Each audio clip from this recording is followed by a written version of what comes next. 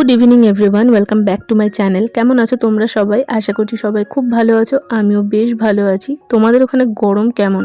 গরমে তো আমি পুরো অস্থির। আজকে সকালবেলা থেকে যতবার ভেবেছি ব্লগটা শুরু করব, ততবারই ফোনটা অন করতে গিয়ে দেখছি একটুখানি ভিডিও করলেই ফোন প্রচণ্ড গরম হয়ে যাচ্ছে। সেই জন্য সকাল থেকে আর ব্লগটা করিনি, সন্ধ্যে থেকেই তোমাদের সঙ্গে ব্লগটা শেয়ার করব। আজকে দুপুরবেলা মার সাথে ফোনে কথা হচ্ছিল, যখন মা বলল 3 রাত্রি ধরে ওরা নাকি ঘুমোতেই পারছে না ঠিকভাবে এই গরমের জন্য। বাইরের ঘরটায় শুচ্ছে, মানে যেটা আগে আমাদের রান্নাঘর ছিল সেই ঘরটাতে মাটিতে বিছানা করে শুচ্ছে। আসলে ছাদের বাড়িতে কি বলতো, সন্ধ্যের পর থেকে না গরমটা প্রচণ্ডই পড়ে। আমাদের দুপুরবেলায় ভীষণ কষ্ট হলেও সন্ধ্যের পর থেকে কিন্তু ঘর বেশ ঠান্ডা হয়ে যায়, যেহেতু ওপরটা অ্যাসবেস্টার। সেই জন্য রাত্রির বেলাটা একটু ঠান্ডা ঠান্ডাই লাগে বলতে পারা যায়। গায়ে একটা চাদর নিয়ে শুতে হয় যদি বাইরে একটু হাওয়া দেয় বা মেঘলা থাকে, তো সেই রকম ওয়েদার হলে। এই জন্য গরমকালটা না আমার সকালবেলার দিকটা ব্লগ করতেই ইচ্ছা করে না, মনে হয় সন্ধ্যে থেকেই ব্লগটা শুরু করব। তবে কি বলতো, বেশিরভাগ কাজই তো সকালবেলার দিকে থাকে। সকালবেলায় যদি ব্লগ না করি, সন্ধ্যে থেকে আর তোমাদের সাথে কতটুকুই বা শেয়ার করব। আর এখন এই দরজাটা খুলে দেবো, বাইরে থেকে একটু হলেও তো ঠান্ডা হাওয়াটা আসে, আর দরজা জানলা সব কিছু লাগিয়ে দুপুরবেলায় শুই। তো সেই জন্য আর আজকে আবার হেয়ার ওয়াশও করেছিলাম, সেই জন্য এখন একটু হেয়ার সিরাম লাগিয়ে নিচ্ছি। আমি জানো তো এই গরমকালটায় দুপুরবেলার দিকটাতে আর শ্যাম্পুও করি না, শ্যাম্পু করি সন্ধ্যেবেলার দিকে। কারণ আমাদের বাইরের বাথরুমটা দেখবে মাথার ওপর কোনো ছাদ নেই, পুরো খোলা, যেহেতু ওই রোদের মধ্যে দাঁড়িয়ে শ্যাম্পু করলে না আমার সাইনাসের জন্য মাথা প্রচণ্ড ব্যথা করে। ওই জন্য আমি সন্ধ্যের দিকটা করেই শ্যাম্পু করে নিই। তবে আজকে করেছিলাম, আজকে একটু বেলা করেই শ্যাম্পুটা করেছিলাম। আর চুলটা না শুকাতেই শুয়েছি, সেই জন্য মাথাটা এখন বেশ যন্ত্রণা করছে। আগে তাই একটু চা করে নেব। আর তোমাদেরকে না একটা খুশির খবর দেওয়ার আছে। আমার বিয়ের পর থেকে তোমরা দেখতে হয়তো, যারা আমার ব্লগ দেখো, আমি ওই বাইরের বাথরুম থেকে জল টেনে টেনে এই বাথরুমে নিয়ে আসতাম। আর তোমাদের আমি অনেকবার বলেছি এই বাথরুমে পাইপ লাইনও করা নেই, মানে জল যাওয়ার জন্য কোনো ড্রেনেজ সিস্টেম নেই, সাথে জল আসার জন্য কোনো ব্যবস্থা নেই। তাই জন্য ভীষণ অসুবিধে হতো, কারণ বেশি জল ব্যবহার করলে পেছন দিকটা পুরো কাদা কাদা হয়ে যেত। আর বেশি জল ব্যবহার করার জন্য জলটা টেনে আনতে হতো। তবে ফাইনালি এবার পাইপ লাইনটা করা হবে, মানে জল যাওয়ার আর কোনো অসুবিধে থাকবে না। এরপর আস্তে আস্তে আর একটা টাইম কল এখানে বসিয়ে নিতে হবে, আর রান্নাঘরে একটা বেসিন বসাতে হবে। দেখো আমার কি কি দরকার আমি সত্যিই খুব ভালোভাবে জানি, কিন্তু সেই দরকারগুলো পূরণ করার জন্য যে অর্থটা প্রয়োজন সেটারই শুধু অপেক্ষা। সেইটা আসলে টুকটুক করে বাড়িটার অনেক কিছুই ঠিক করতে হবে। তাই আমাকে যারা বলো না যে আমি বাপের বাড়ির জন্য করি না কেন বা শ্বশুর বাড়ির জন্য করি কেন, কেউ তো আবার উল্টো কথা বলো। তারা কেন বলো আমি জানি না, তবে চেষ্টা করি যেখানে আমি থাকবো বা যেখানে আমার বাবা মা আছে, দুটোই তো আমার জায়গা, দুই জায়গারই মানুষগুলো আমার খুবই আপন। তো সেই মানুষগুলো যাতে ভালো থাকতে পারে, আমি নিজে যাতে ভালো থাকতে পারি, সেটা কে না চায় বলো তো? তবে চাইলেই কি সব কিছু পাওয়া যায়? চাইলে কিন্তু সবার পক্ষে সবটা করে ফেলা সম্ভব না। যাদের মাসে শেষে পয়সার অঙ্কটা একটু লিমিটের মধ্যে থাকে না, তাদের একটু বুঝেই চলতে হয়। যেগুলো দরকার সেগুলো দরকার অনুযায়ী আস্তে আস্তে ঠিক পূরণ হয়ে যাবে। এত তাড়াহুড়োর কিছু নেই, কারণ কোনো কিছু রাতারাতি হয় না। একটা জিনিস তৈরি করতে বা একটা জিনিস করতে অনেকটা সময় লাগে। আমরা যেহেতু চায়ে চিনিটা খাই না, সেই জন্য একটু এলাচ দিয়ে আদা দিয়ে ভালোভাবে করার চেষ্টা করি, যাতে চাটা একদম গরম জল খাচ্ছি বলে মনে না হয়। তো ওদিকে চাটা বসিয়ে দিয়েছি, আর এদিকে আমি আলু ভাজার আলুগুলো কাটতে লাগলাম। এই সন্ধ্যেবেলা যে কাজগুলো থাকে সেগুলো আমি চেষ্টা করি 7:30টার মধ্যে শেষ করে ফেলতে, কারণ তারপর থেকে না আমার নিজের মতন করে সময়টা কাটাতে খুব ভালো লাগে। সেই জন্য আমি ওঠার পর ঝটপট করে যা সবজি কাটাকাটির থাকে সেগুলো করে ফেলি। তো এরকমভাবে প্রত্যেক দিনই আমি করার চেষ্টা করি। আর এখন তো সন্ধ্যের দিকটা করে জল তুলছি, 8টা নাগাদ জল আসে। তো সব মিলিয়ে আমি বড়জোর 8টা 10, তারপর আমি আর নেই। আমি বসি ওই টাইমটা এডিট করতে, ভয়েস ওভার মাঝে মধ্যে দিই। বেশিরভাগ টাইমটাই আমি ভয়েস ওভারটা মা স্কুল বেরিয়ে যাওয়ার পর দুপুর টাইমটায় দিই। আর আজকে কি বলতো, শুধু আলু ভাজা করব না, আলু আর লাউয়ের খোসা ভাজা করব। কারা কারা খাও বলো তো খোসা ভাজা? আমার তো বেশ ভালো লাগে। মাকে অনেকবার বলেছিলাম লাউ আনলে এবার কিন্তু খোসাটা রেখে দেবে, তো মা রেখে দিয়েছিল, সেইটাই এখন ভাজা করে নিচ্ছি। আর ভাজা করতে করতে এদিকে আমি ফোনে কথাও বলছিলাম।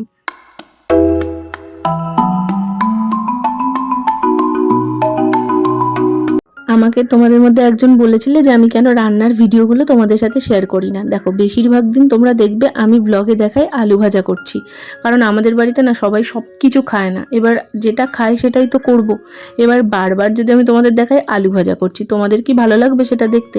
সেই জন্য আমি দেখাই না। রান্নার যেদিন এক্সট্রা কিছু হয় সেই দিনকে ওই একটুখানি দেখাই।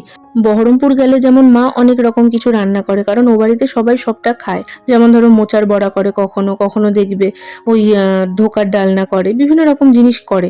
আর সব থেকে বড় কথা, মা নিজের রান্নাগুলো জানে। এবার আমি তো জানি না যে আমি জোর গলায় বলবো যে জিনিসটা নিয়ে আসো, আমি করছি।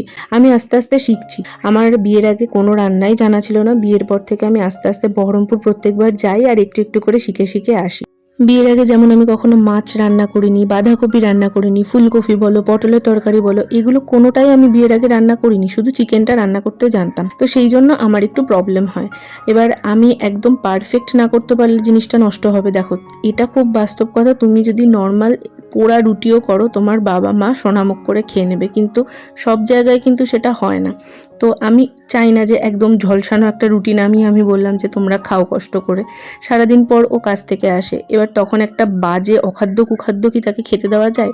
তো সেই জন্য আমি বহরমপুরে গিয়ে চেষ্টা করি যে হ্যাঁ, প্রত্যেকবার যাতে নতুন কিছু আমি শিখে আসতে পারি, আর সেগুলো এখানে এসে তারপরে আমি পারফেকশনের সাথে করার চেষ্টা করি।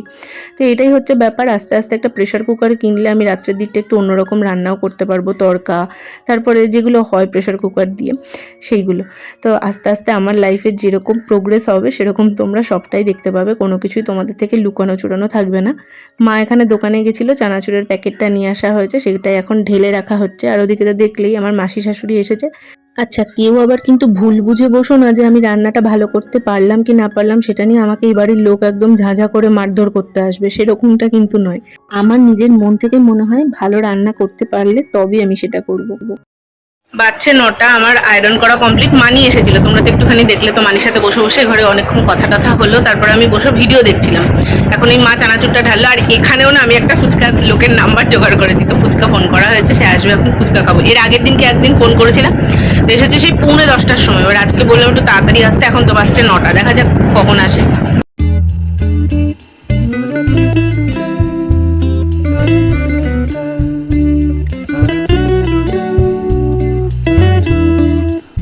ফুচকার লোককে ফোন করা হয়েছিল সেই সন্ধেবেলায়, আর বাসছে এখন প্রায় 9টার বেশি, এখনো অবধি আসেনি। এবার আমার আর মার প্রচণ্ডই খিদে পেয়েছিল, সেই জন্য বসে বসে একটু চানাচুর খাচ্ছিলাম। তারপরে যাই হোক, ফুচকা এসেছিল, সেই পার্টগুলো তোমাদের সাথে আর শেয়ার করিনি। আর এখন জামাগুলো সব আয়রন করেছিলাম, সেইগুলোকেই গুছিয়ে ঠিক করে আলমারিতে তুলে রাখছি। আর তখন তোমাদের বললাম না যে আমাদের বাড়িতে পাইপলাইনের কাজটা হবে। তোমরা ব্যাকগ্রাউন্ডে একটা নয়েজ শুনতে পাচ্ছ। ব্লগটা যেদিন করেছিলাম তার বেশ কিছুদিন বাদে আমি ভয়েস ওভার দিচ্ছিলাম, আর ঠিক সেই সময় আমাদের বাড়িতে পাইপের কাজটা হচ্ছিল। তো সেই জন্য তোমাদের হয়তো আওয়াজটা ব্যাকগ্রাউন্ডে আসছে, কিন্তু আমার আসলে আজকে যদি ভয়েস ওভারটা এই টাইমে না দিতাম, ব্লগটা শেয়ার করতে পারতাম না। তাই জন্য বাধ্য হয়ে এই টাইমে ভয়েস ওভারটা দিতে হলো। আর এই স্টোলটা বাইরেই রাখি সবসময়, হাতের কাছে থাকলে কি টুকটাক কোথাও দরকার পড়ে।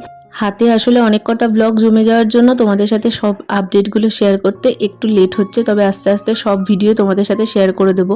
আর আমি ভাবছি সামনের মাস থেকে না তোমাদের সাথে ডেইলি ব্লগ শেয়ার করার চেষ্টা করব। তোমরা জানিও তোমরা আমার ডেইলি ব্লগ দেখতে চাও কি না।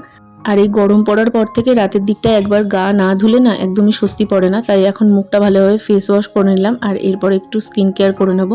আচ্ছা, ডেইলি ব্লগের পাশাপাশি তোমরা কি মেকআপ বা স্কিন কেয়ার রিলেটেড ভিডিও দেখতে চাও? তাহলে জানিও অবশ্যই। আসলে তোমরা যদি দেখতে না চাও তাহলে কষ্ট করে আর বানাবো না।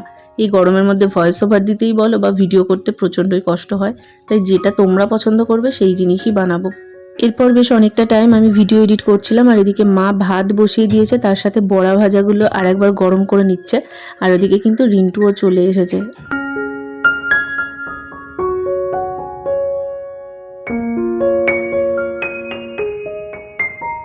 ও যখন বাইরে হাত মুখ ধুতে যায় তখন রাস্তাটা পুরো ফাঁকা হয়ে যায়, তাই তোমাদের সাথে একবার ওটা শেয়ার করলাম। আর আজকের মতন দরজা বন্ধ, এখন জাস্ট খেয়ে নেবো, তারপরে ব্লগটাকেও এন্ড করে দেবো। আজকের ব্লগটা কেমন লাগলো অবশ্যই জানিও। আমি জানি ব্যাকগ্রাউন্ডে অনেকটা নয়েস এসছে, আমার সত্যি আজকের দিনটা কিছু করার ছিল না, একটু অ্যাডজাস্ট করে নিও। দেখা হচ্ছে খুব শিগগিরই তোমাদের সাথে নতুন কোনো ব্লগ নিয়ে। আশা করছি আজকের ভিডিওটা তোমাদের ভালো লেগেছে। ভালো লাগলে একটা লাইক করে দিও, আর কেমন লেগেছে অবশ্যই কমেন্টে জানিও। চলো আজকের মতন টাটা।